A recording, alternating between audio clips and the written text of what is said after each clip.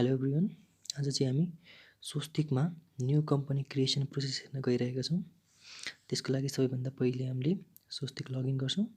Login गर्नको लागि हामीले default user name admin use गर्छौँ। त्यसपछि हामीले न्यू कम्पनी क्रिएसन विन्डोमा गएर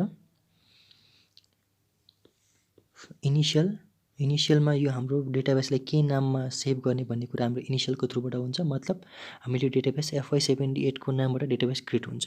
त्यसपछि आउँछ हाम्रो कम्पनीको स्टार्ट डेट भनेको श्रावणको 1 गतेदेखि असारको 31 गतेसम्मको मिति राख्नुपर्ने हुन्छ। त्यसपछि हाम्रो कम्पनीको नेम, एड्रेस सबै डिटेलहरू राखेर हामीले डेटा ड्राइभमा हामीले सीदेखि बाहेकको अरू कुनै ड्राइभलाई सिलेक्ट गरेर सेभ गर्नुपर्ने हुन्छ। त्यसपछि जुन तलको तीनवटा अप्सन रहेको छ, डिफल्ट डेटा, डिफल्ट सेटिङ र डिफल्ट क्रिस्टल डिजाइन। यसमा के हुन्छ भन्दाखेरि डिफल्ट डेटाले हाम्रो सिस्टममा अटोमेटेड लेजर्स, ग्रुप्स आदि कुराहरू सिस्टममा जेनेरेट गरिदिन्छ। यानि कि हामीले म्यानुअली सबै जेनरलहरू क्रिएट गर्नु परेन।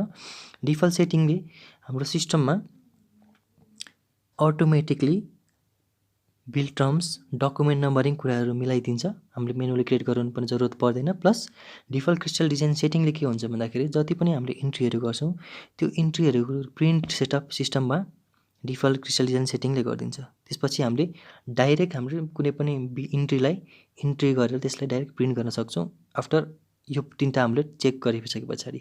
ओके, अब यसपछि हामीले थोरै टाइम वेट गर्नुपर्ने हुन्छ।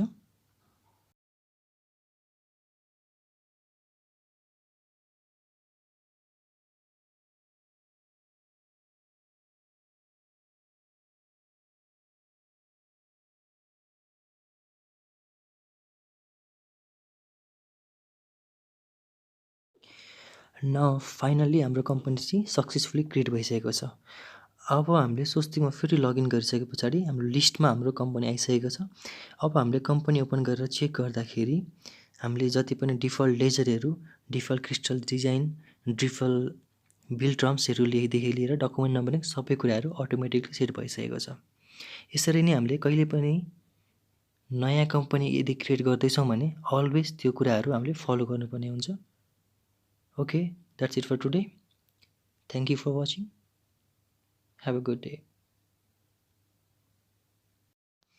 So, next भिडियोबाट हामी यही फ्लोलाई कन्टिन्यू गरेर हामीले स्वस्तिकको फुल कोर्स कम्प्लिट गर्नेछौँ।